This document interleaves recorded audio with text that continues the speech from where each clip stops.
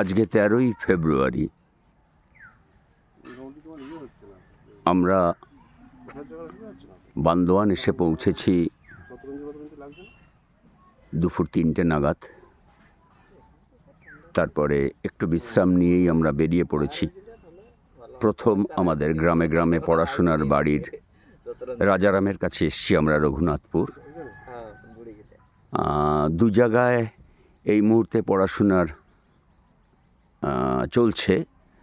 আমরা যেটাকে বলি আলো বা বৈশাখী, আমার ভাষায় আমি যাদেরকে বলি কাগা বগা, তারা একটা দিকে পড়ছে, অর্থাৎ উষারানীর কাছে, আর রাজারামের কাছে এরা আজকে বসে পড়ছে। মুক্তাঙ্গনে পড়াশোনা চলছে। বিকেলবেলা সূর্য পাটে বসেছেন। সুন্দর পরিবেশ। তোমরা পড়ো, তোমরা আমার দিকে খেয়াল করো না, তোমরা তোমাদের পড়াশোনাটা করো। আপনারা সবাই ভালো থাকবেন, সুস্থ থাকবেন। পুরুলিয়ার বান্দোয়ান ব্লকের রঘুনাথপুর থেকে আপাতত এখান থেকে আমরা কিছুক্ষণের জন্য থামছি।